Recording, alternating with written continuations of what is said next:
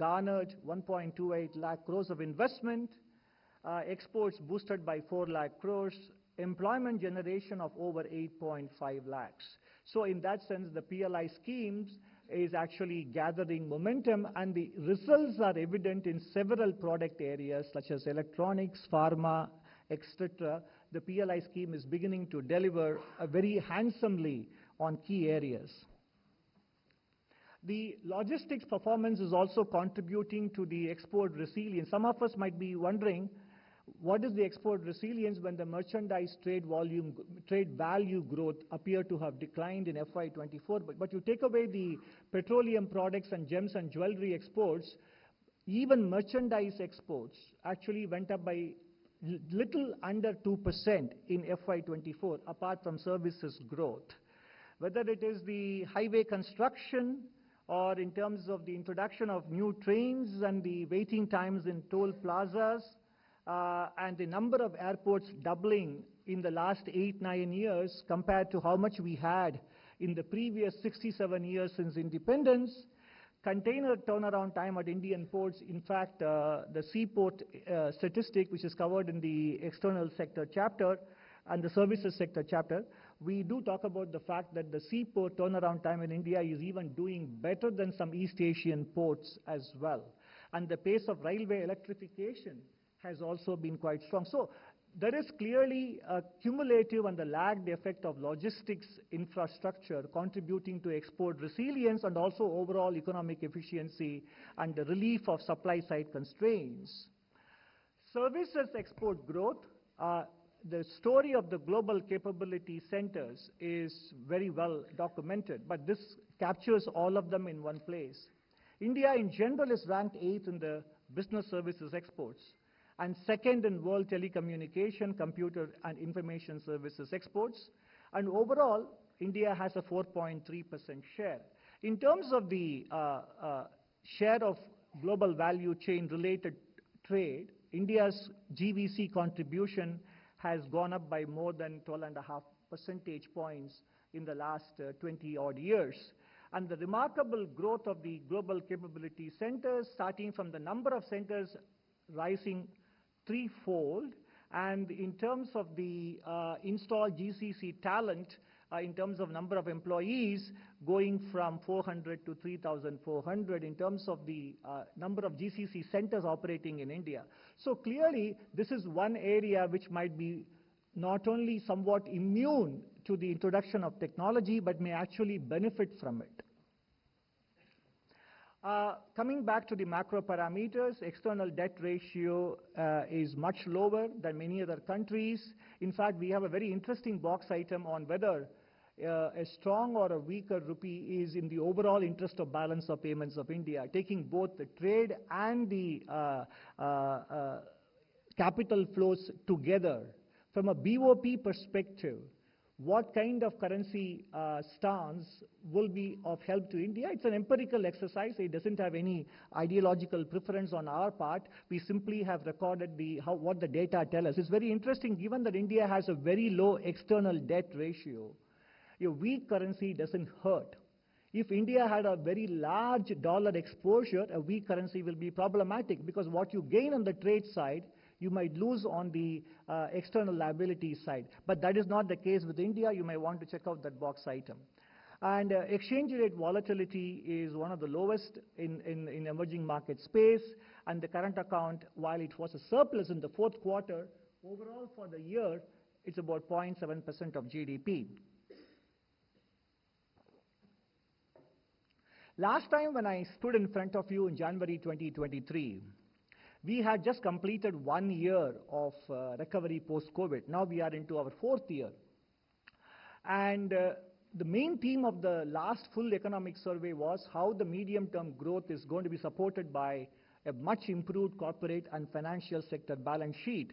And that is what we are seeing today in terms of the non-food, non-personal loan growth running at more than 15%. And NPA ratios declining to 2.8%, etc. As long as we can keep the financial cycle going for a longer period, we can be reasonably assured of a baseline growth of at least 6.5%.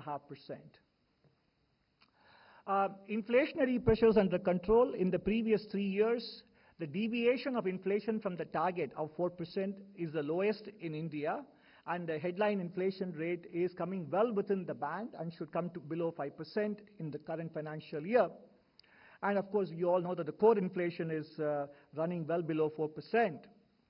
Monetary policy transmission is evident, and monetary policy stance may not necessarily be considered restrictive given the fact that credit growth is running in double digits as well. And both a slew of administrative measures and monetary policy combined to make sure that inflation never got out of hand.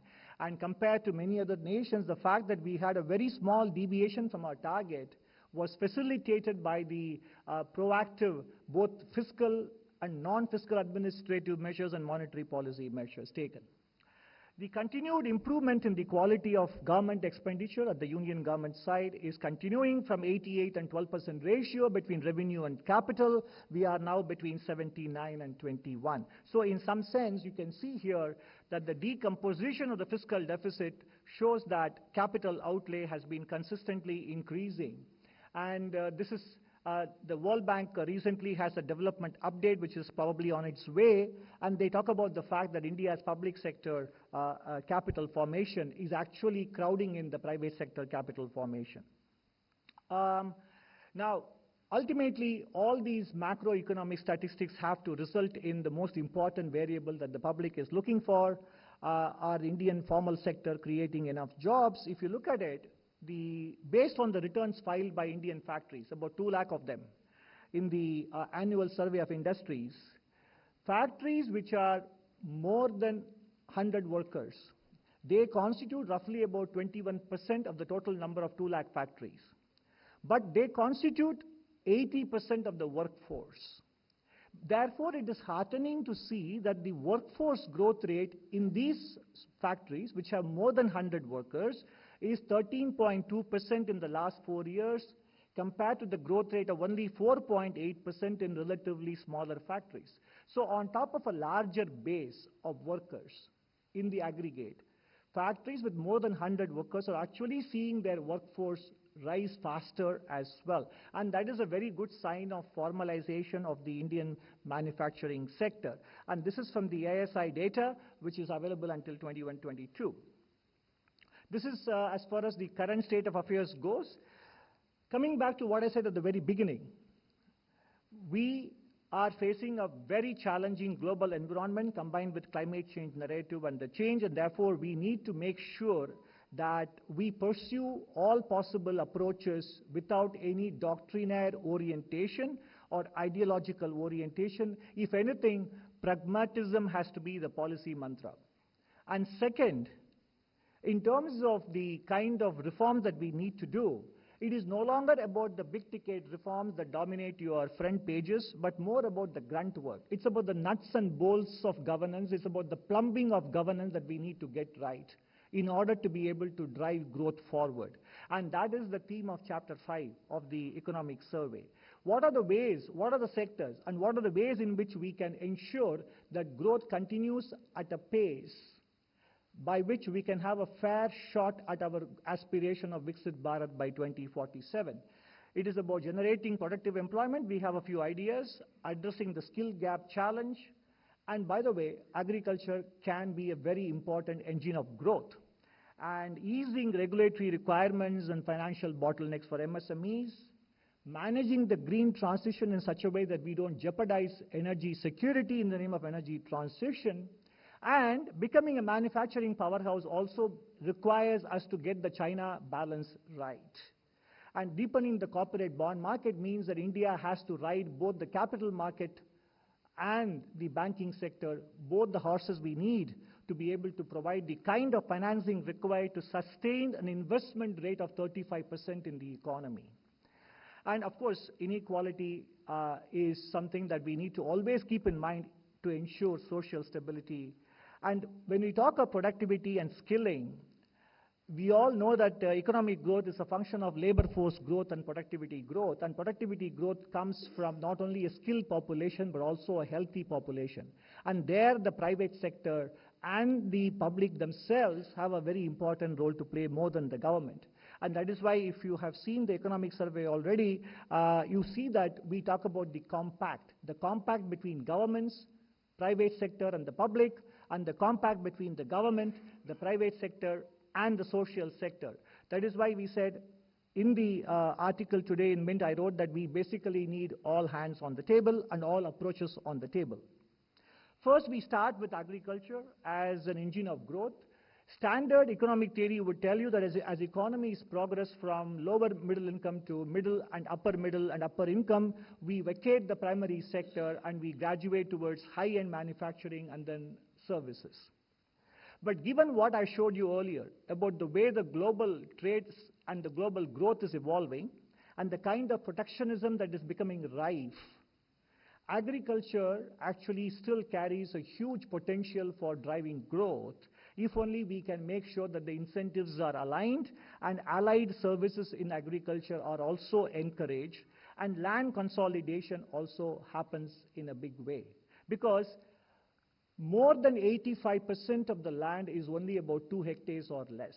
And this has been coming down. The average land holding size has been coming down since the 1970s. And this is an action area for state governments because mechanization and technology adoption are not economical under less than 4 hectares. I believe Economic Survey 2007 wrote about it, and that still remains true.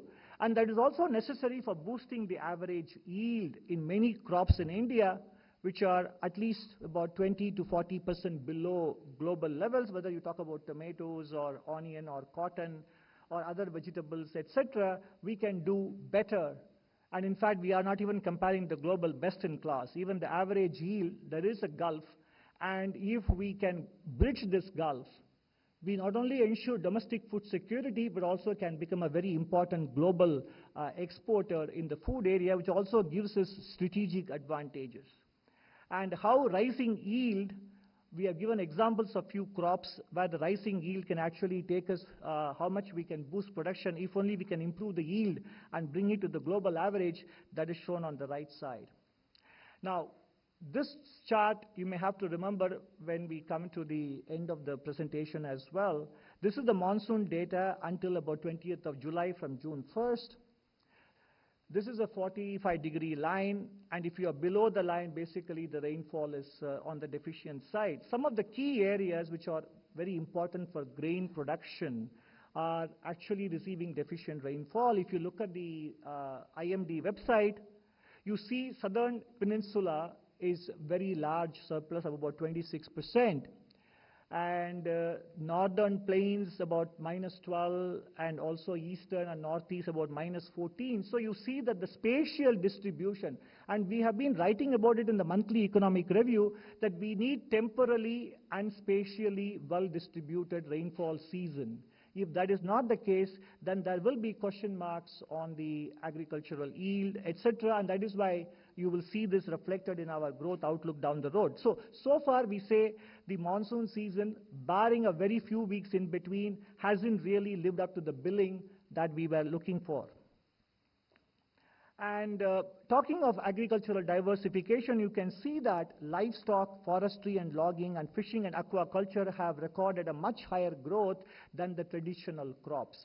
So ultimately, like farmers, like everybody else, respond to price signals and other incentives. So if we can make sure that through a combination of policies, that we can actually incentivize them taking up other areas of allied agricultural activities, moving away from grains, we will make our farming both remunerative, climate friendly, and also water friendly. So this is the framework. This is covered in detail in box 5, in a box in chapter 5. I would urge you to go through that for more detailed elaboration of each and every one of these 5 aspects, which would help make sure that Indian farming sector becomes an engine of growth. Moving on to manufacturing and SME, that is another sector where we need to focus. How do we create an SME space, Mittelstand in German as they call it? Most important thing we can do from the government perspective is deregulation. Threshold-based incentives must have sunset clauses, but more importantly, much of the action is required at the state government level and local government level as well, which is where much of licensing, inspection, and compliance, the LIC acronym, is very important to loosen the grip in the local government level. And then when it comes to skilling, most of our entrepreneurs are very instinctively entrepreneurial, understand their business and customers very well. Where they need trainings with respect to financial management, working capital, inventory management, etc. So targeted interventions will have a big bang for the buck in terms of boosting their productivity. Other important aspect of the LIC being loosened is that most of the small enterprises have very limited management bandwidth. So if we can kind of reduce the compliance burden on them, we also release the bandwidth for them to focus on growing their business and also focusing on their human resource endowment as well. And that is what will make India's lopsided distribution of enterprises. Too many micro, some large, but a huge gap in the middle that needs to be plugged for us to make raise the manufacturing share of GDP and the manufacturing employment share as well. Financial access usually is considered a very big roadblock for MSME growth. We have done quite well in that regard, both during COVID and afterwards, by providing the guarantees. The number of CGT MSE guarantees invoked and the amount used up are quite good. Without this intervention, the micro and small enterprise sector would have faced even more difficulty. So this has really worked in preserving the health of the MSME space.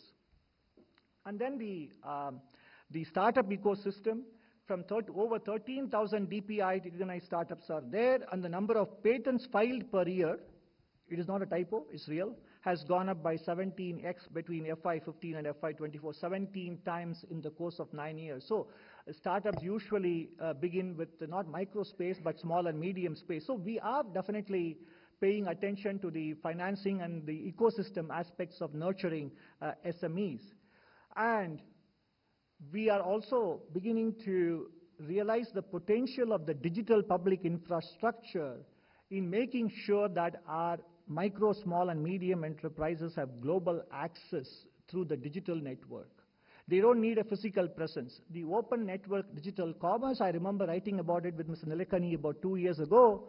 It has a very big potential to make our even small enterprises global players. And you can see the statistics here in terms of the number of cities being covered, number of transactions happening. Most of them are small sellers, etc. So this is definitely has a huge potential in realizing our MSME aspirations as well. But above all, what we need to focus on is the deregulation aspect. And I can't go into the full details of all the rules and regulations and laws that need to be loosened. We are only giving you a couple of examples. For example, the amount of space Indian laws mandate that per worker is 3.4 square meters, and even Southeast Asian countries, advanced economies, have a much lower requirement. On the left side, you can see the amount of land we need to allocate for setbacks on all 4 sides, the parking space, and the floor space index is much lower in India. And these are all state government regulations, not union government. And even if majority of the Indian states move towards the best Indian state, which on the basis of a study happens to be Haryana, if they move to Haryana level, the amount of land we free up for our businesses to utilize for actual manufacturing goes up. So per unit fixed cost of production will come down dramatically, opening up space for them to hire more workers. So that's why I said the clue to sustaining growth lies in the nuts and bolts of economic deregulation. And second example is the floor area ratio and the car parking spaces compared to, for example, what Singapore or Hong Kong and even the most industrialized states of India have only 1 floor space ratio. Haryana is 1.5, Odisha is better, Uttar Pradesh is much lower, and look at the amount of car parking spaces we mandate is much more than what typically Singapore and Hong Kong, which are manufacturing powerhouses, also mandate they are much more than what they ask for. So in all these senses, it leads to a loss of about 3 lakh crores in terms of for a micro factory, and for a mega factory it's about 3.2, micro is about 2.7 lakhs, etc. So there is a huge sort of low-hanging fruit here in deregulation from the point of view of boosting economic output. The other aspect is also with respect to rising formalization of the workforce. We are seeing that in the EPFO membership, and we also saw that in the annual survey of industries, factory workers in the larger factories growing much faster. And what is heartening to see is that some of the staffing companies have recorded an average growth rate of 13.2% in the last 10 years, because these workers come with full benefits. ESIC, EPFO, gratuity, work contract, payment of salary through banks, all these things are prevalent in the case of workers hired through the staffing companies as well. And one of the highlights of our chapter on labor and employment, chapter 8, we have done an estimation of what is the amount of jobs we need to create. And you might wonder why we stop at 2036 and not go up to 2047. If you look at the population estimates given by Ministry of Health in July 2020 in a publication which is open access, they project India's population until 2036. So based on those projections, we estimate that India basically needs to create roughly around 8 million jobs or 80 lakh jobs per annum. The calculations and the assumptions are given in the survey as well. In fact, we are making available the spreadsheet as well for replication. And what is heartening with respect to the skilling requirements is that earlier we used to worry a lot about enrollment in higher education. That is no longer the concern in India. The aspirations have shifted. It's about learning outcomes. In rural India in 2000, only 2.4% took to higher education. Now that number is 10.8 in 2022. Only 17.9% took to higher secondary education. Now it is 42.9%. So enrollments have picked up tremendously. On the right side, what you see is that tertiary education was 6.7%. Now it is 28.4%. And what you don't see here, but in the survey, you will see the ratio of women to men in tertiary education used to be 77 to 100. Now it is 96 to 100. So there is no more of a gap between women and men enrolling in higher education, the fruits of which will be evident to us in the coming years. And I talked about 2 examples of deregulation. This is the third example. Number of activities restricted for women in different states is totaling 139. We just took a sample of about 10 states. This is based on some very good work done by an independent agency. So when we talk of boosting female labor force participation rate, boosting production, etc., again, this is in the realm of state government. Some of these restrictions are preventing women from participating more in the labor market. Skilling, what used to be 33.3%, the proportion of people who take the employability test and pass was only 1/3. Now it is more than 1/2. But still we can say that the journey has been impressive, but the task ahead still is quite large, with little under half still not considered employable based on this national test being administered. But the progress is important to make note of. The other aspect that which I have written about in the preface and also is importantly covered in the chapter on employment and labor. Artificial intelligence, apart from its extremely high energy intensity and requirements, is covered in the discussions on climate chapter and in the special essay in chapter 13. The impact of AI is still not very well understood across the world. While the GCC kind of jobs may not be very easily affected in the near term, some of the business process outsourcing jobs may be affected, which AI can very easily done. Medical transcript reading, image creation, animation, etc., can be easily taken over. So India may have a slight short-term negative impact followed by a medium-term positive impact. Therefore, it is necessary for the Indian corporate sector, both information technology and non-IT sector, to find the right balance between deployment of technology and deployment of labor. Because without labor income, without labor employment, there is no demand growth, which means it comes back to hurt the corporate's top line and bottom line as well. So they need to see this as a win-win. How to make sure that the deployment of technology does not hurt the labor share of income and the capital share of income is a very important medium-term challenge from the corporate's own self-interest perspective.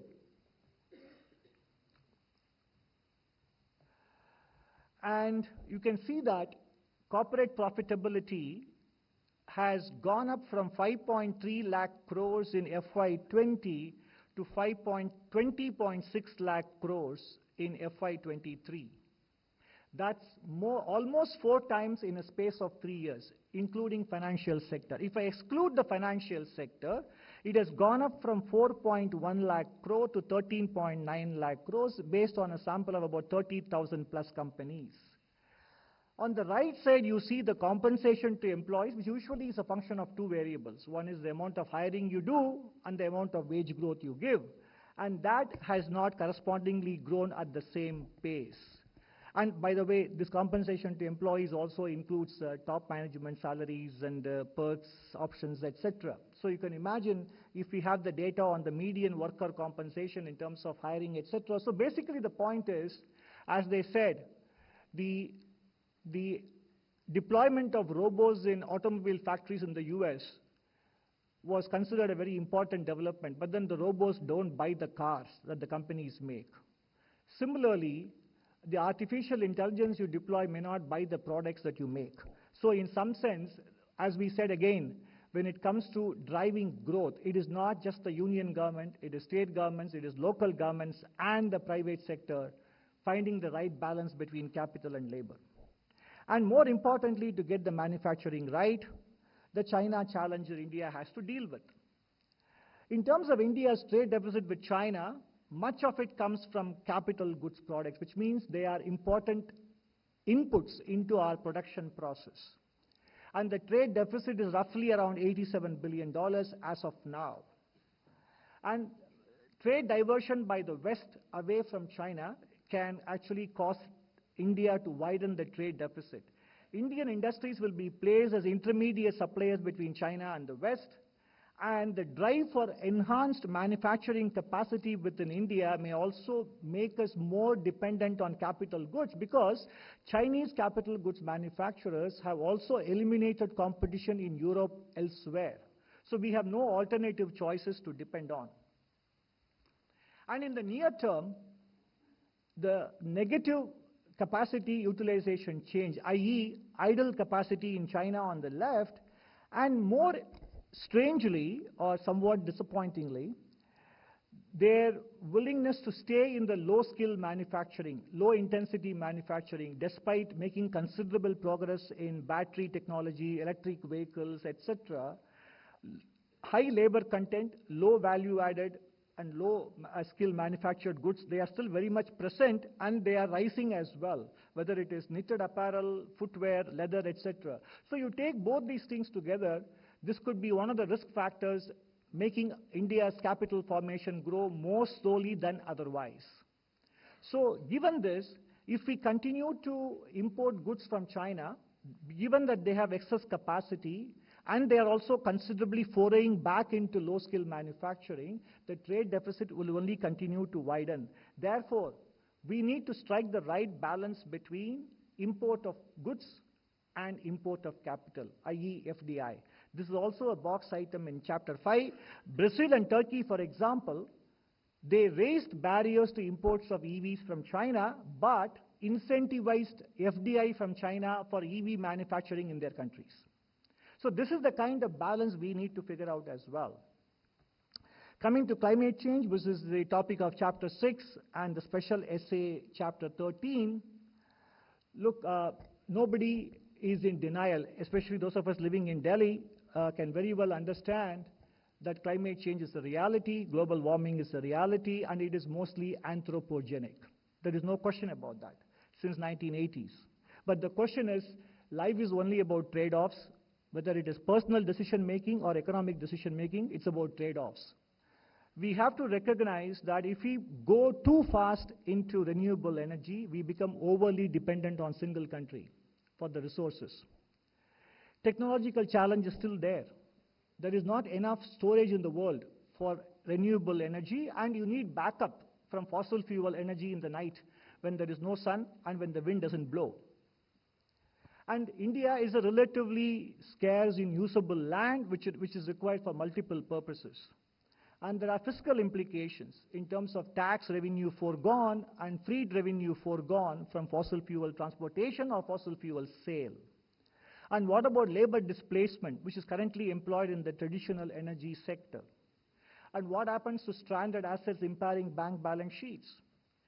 And given that we are investing a lot in public mobility as well, we need to strike the right balance between e-mobility, which is personal in nature, and public transportation like metro, rail, etc. So these are the multiple considerations we need to factor in when we pursue our energy transition. And first point I mentioned about resources constraint.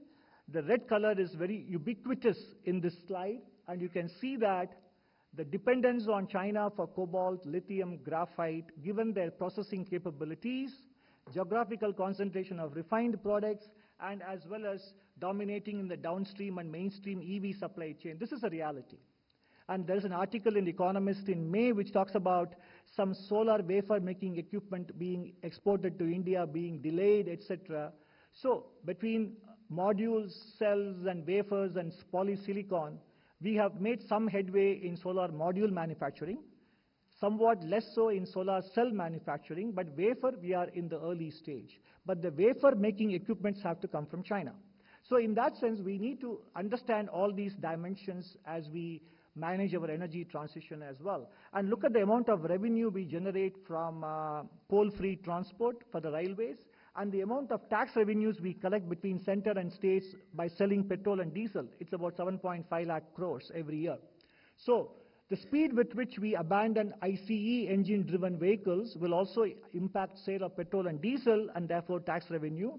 And on top of it, we subsidize renewable energy.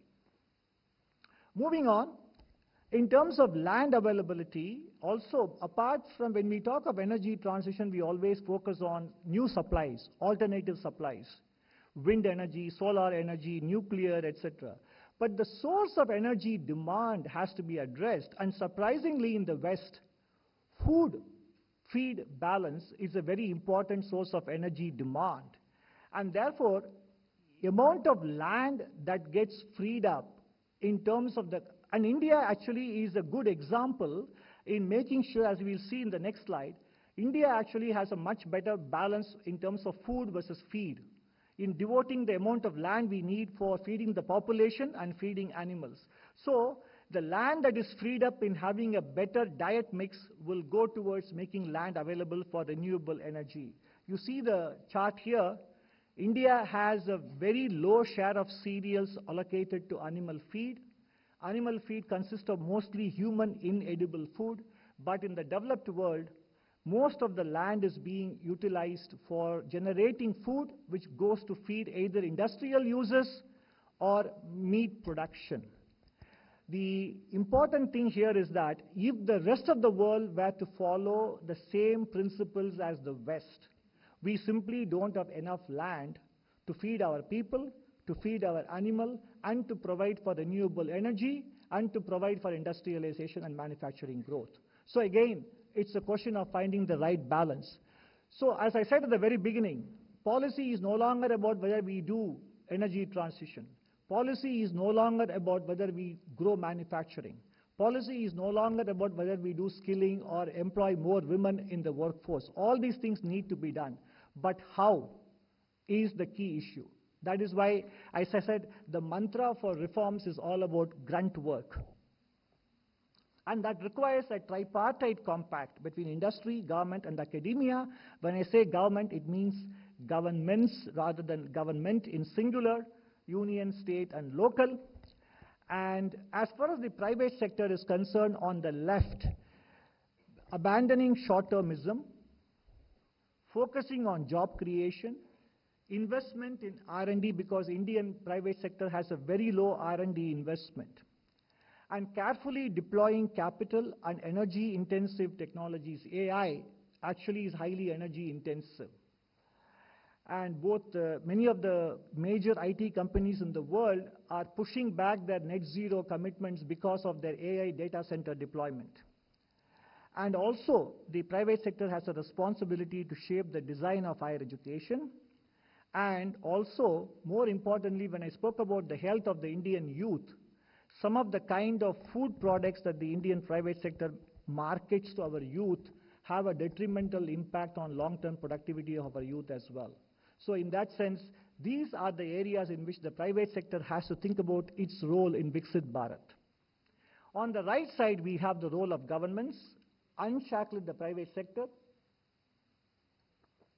and academia. Because if you look at the new education policy, several elements of it are non-controversial and can easily be implemented, especially exposing higher education to market competition. Introduction of key reforms, which I mentioned where you can find them in the economic survey, and more importantly, displaying an awareness that the global environment is more challenging than what our contemporaries found when they were growing, and encouraging more cooperation, communication, and fostering trust between the government and the private sector.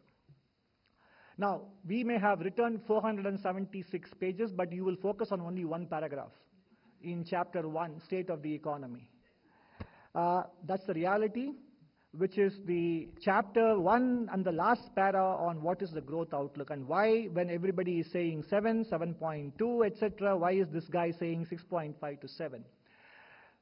We are not pessimistic. We are actually very optimistic about growth, but we are also mindful of the challenges which I listed to you, about the way the monsoon has progressed, about how, since we wrote the interim economic survey, so to speak, in January, where we were more confident about 7%, since then the global environment has become even more polarized. And financial market valuations are much more elevated.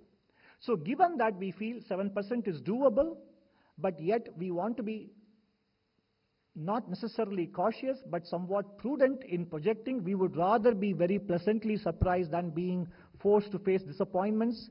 And that is why we are projecting a growth rate of between 6.5 and 7. And last year when I stood in front of you in January 23, at that time also I was cautious in my growth projection. In fact, I said the downside risks would dominate the upside for FY24, but I was very happy to be proven wrong. Because one thing you can be very certain of is that almost all GDP forecasts, growth forecasts, eventually turn out to be wrong. And that is the reality, whether it is the international institutions or individuals or economics division in DEA in Government of India. But we have to give an estimate to give a sense of direction, and we feel that while 7% is eminently doable, there are some risk factors given the way the monsoon has shaped up, and financial market risks are rising in the developed world with the spillover effects on India and also the global geopolitical environment. And these are the risk factors I just now mentioned to you. But one thing we are very clear about, I don't know how many of you have heard of the Stockdale paradox. If you haven't, I encourage you to pick up a copy of Jim Collins' Good to Great and read about the James Stockdale paradox, the American military officer who was captured by the Vietnamese rebels, but who managed to survive his detention in Vietnamese prison and came out alive compared to many of his contemporaries. So that is the Stockdale paradox. And the paradox is that we are upbeat about India's prospects, but we are also aware of the challenges and the external environment and the headwinds that we find ourselves in. If you look at what we have come through with a 35 times increase in nominal GDP in rupee terms, from about 6,000 rupees to 2.12 lakhs in the last 30 plus years. In dollar terms, despite rupee depreciating by about 3% every year, we have come from $348 to $2,500. So we have come through different global environments, different domestic environments, different political arrangements, etc., and still the long-term trajectory is very clear. So we can get where we want to get, And we will get there far better if we are aware of the kind of challenges we face, and that is the core message of the economic survey as well. And let's also be very clear that India is extremely unique, and this word unique is cliched, very widely used, but it very well fits India. No country of this size in terms of geographical spread, population size, has managed to attempt the kind of transition or transformation within a democratic framework with 28 states, multiple languages, and a hugely ancient civilization, etc. And the country internally has many different countries within it. So we are attempting a transformation to become a developed nation. Given this kind of context we have, and given the kind of global headwinds that we face, and therefore we remain very upbeat, but we also are aware that we need to basically do the detailed grunt work that will take us from here to there. Because what brought us from $348 to $2,500 in the last 30 years, when the world was very different, will not be the one that will take us from $2,500 to $10,000. And that awareness is what we try to convey in the economic survey. Thank you very much. Thank you very much, sir. Now it's time for question and answers. I will request you to introduce yourself with organization before asking the question. Number 11, please. Good afternoon, sir. I'm Ruchi Bhatia from Bloomberg News. You did tell us that the economic survey is more conservative on growth. But in the economic survey fine print, you have said that the private sector investment is still very cautious. What are the key reasons for it?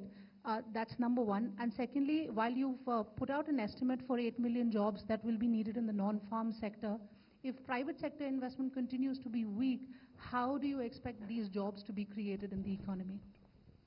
I did not say the private sector investment is weak. On the contrary, my slide showed that private sector capital formation has picked up in the last 3 years. In fact, I specifically mentioned that investment in machinery and equipment and intellectual property products have recovered more in the last 2 years, or in line with the growth in public sector capital formation.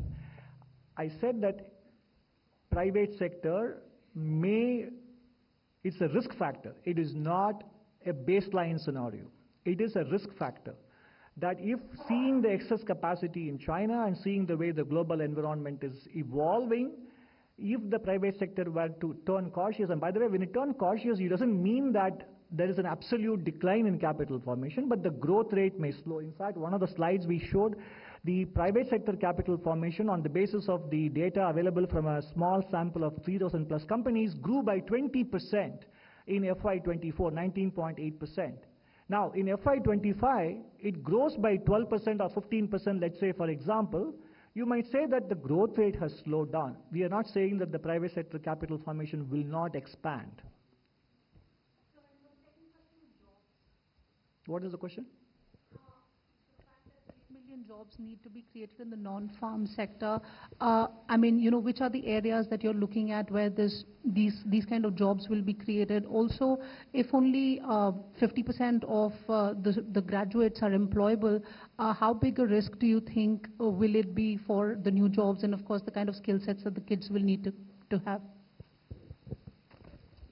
So we mentioned in our survey, the chapter 8 also, all the steps that government is taking towards generation of employment. However, as CA has also in his presentation mentioned, that the private sector needs to do its bit in the middle to get the employment to the level that would be required for the increasing workforce. Also in the chapter you will like to go through, you will see that we have suggested 2 important areas for further taking up, like the care economy and the agro-processing sector as some examples, which anyways government is taking a lot of steps and which with the help of the private sector can further be strengthened. That's all. Thank you. One more correction to your point. We said 33% was in 2014. Now it is 51.3% in the employability. No, but given the size, the base, 51.3% is a very substantial number in India. That way, the base effect is actually working in India's favor. Thank you. 124. Sir, Timsi Jaipuria from CNBC TV 18.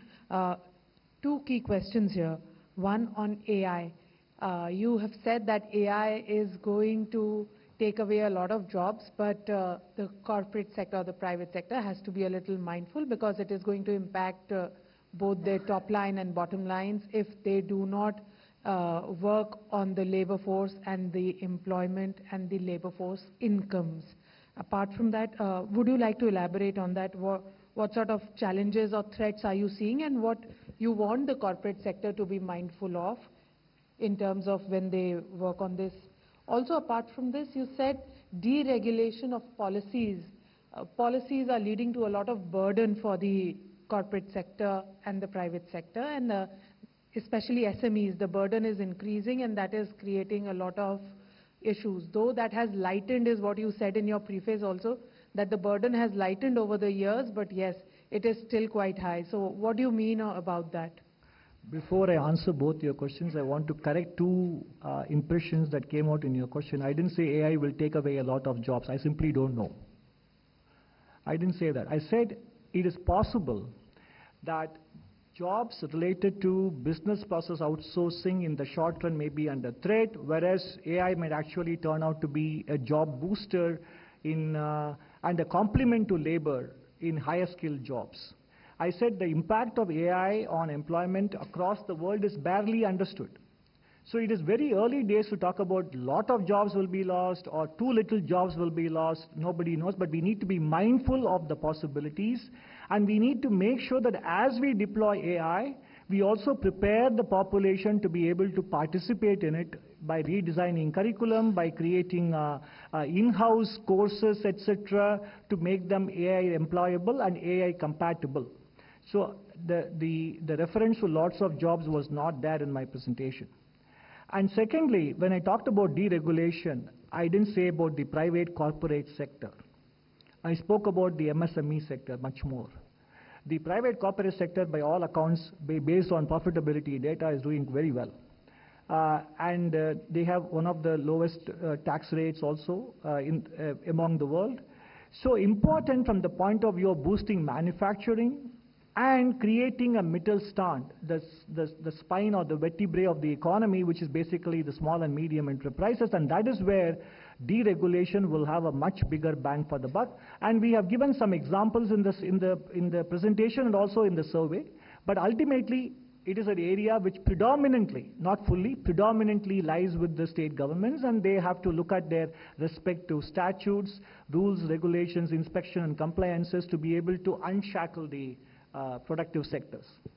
Sir, just a small addition. If you can explain on the household savings, that how household savings are not dipping, but they are actually moving towards higher yielding areas. That's what also you mentioned. No, I think in the interest of time, we will probably move on to other questions, because I have written about it in an article in Mint, for example, on the 29th of April in great detail. Sir, I'm Monica from the New Indian Express. Am I audible? Yeah. Sir, most economists, they are of the view that the government needs to revisit the inflation targeting regime, because they think that the 4% target is quite high, and because of that, the borrowing costs are quite high. So, can you please share your thoughts on this? On the 4%? Yeah, they think that the 4% target should be increased to 6%, so that the borrowing costs, they come down, and the interest rates become lower and can benefit common people and also investors. No, it should be the other way around. It should be the other way around, isn't it? Yeah, we actually create even I think we seem to be having some difficulty in understanding the very premise of your question. If the inflation target were to be, say, increased to 6, then the real rate being around 1%, then the nominal rates have to be at 7. Sir, actually, they say that in a bid to push inflation lower, so they keep the interest rates high. So this is the logic they are giving. And they are also saying that there is a need to consider both WPI and CPI while setting the inflation target. So if you could give some clarity on this. I think probably this is a question better addressed at a Mint Street press conference in Mumbai. Thank you. 126 पीछे जाइए. हाँ. Sir मैं लक्ष्मण हूँ CNBC आवाज से.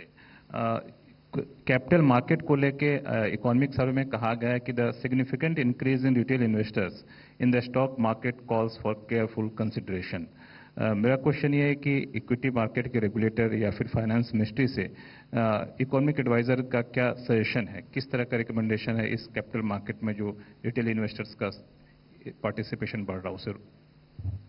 So there is no problem with the participation of retail investors in the capital market. It is a very healthy thing. It has actually created a very good buffer for Indian markets in general, given an additional saving option or additional deployment of savings for our households in the last 4 years. So capital market participation by retail investors is a very healthy and a very welcome thing. The issue is in what kind of capital market participation that they are engaging in. Speculative trading in futures and options is something that I have commented upon earlier, and that's exactly the point that we are driving at, because they are not exactly benefiting either the households or the purpose of capital formation in the overall economy. 71, please. So Meghna Mittal from Money Control. You said that because in view of the current challenges that are there in the global environment space, lot of heavy lifting will have to be done on the domestic front in terms of growth. But do you also think that especially in agri growth and in the rural consumption, that can pose a significant challenge, especially because the monsoon has also not progressed the way the IMD had predicted? So what was the question? Was it a statement or a So question? I'm asking that on the because the lot of heavy lifting will have to be done on the domestic front, rural consumption and agri growth, can they pose a significant risk to the global to the domestic front as well?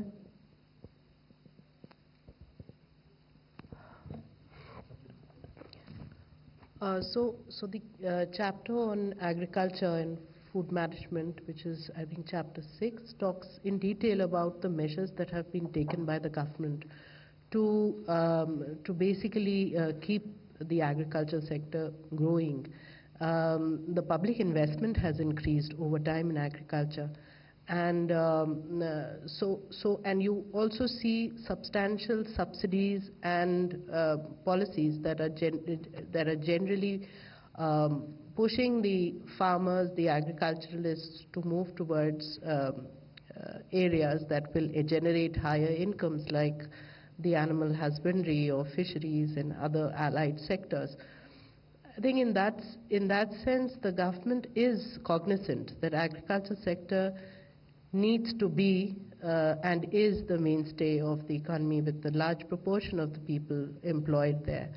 And it is taking measures, and therefore the focus is on that across all the subsectors within agriculture. If you look through the chapter, there's a detailed discussion about the policies, about the reason why those policies are being implemented, and their economic rationale. So if you go through it, I urge you to go through it, and you will have your answer.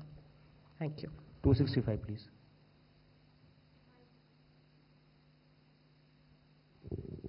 Hi, good afternoon, sir. I'm Kriti from Informist Media. So we saw a common thread running through each of the chapter was expansion of data collection and better statistical system. You mentioned that there's a need to update the IIP. There's a need for state variant of similar indices. So what would be the roadmap for that? And is there a timeline for each of these stepping stone for overall system overhaul of the statistical system? And second, just one more question. You mentioned that despite good credit rating, India's sovereign green bonds have not garnered the kind of greenium you would have expected. So what do you think led to that, and how that could be fixed, and so that it is more attractive for the private players? Thank you. Sorry. On the first question on the statistical systems, all I can say is that the work is underway on all those aspects, and soon you will see these things becoming a reality in terms of newer indices with newer weights and newer components, etc. That is, work is very much underway at a brisk pace. By the way, the greenium issue is not peculiar to India. The greenium issue is an issue that plagues, and Chandini can correct me if I'm wrong, all green bond issuances across the world. It is not that there is something lacking in India's offering. In fact, we have a very high green rating, and I'll ask Chandini to supplement it. And therefore, it is about the private capital across the world and in India being willing to walk its talk on saying that we are interested in investing in green projects. It is not that India is missing something. Please.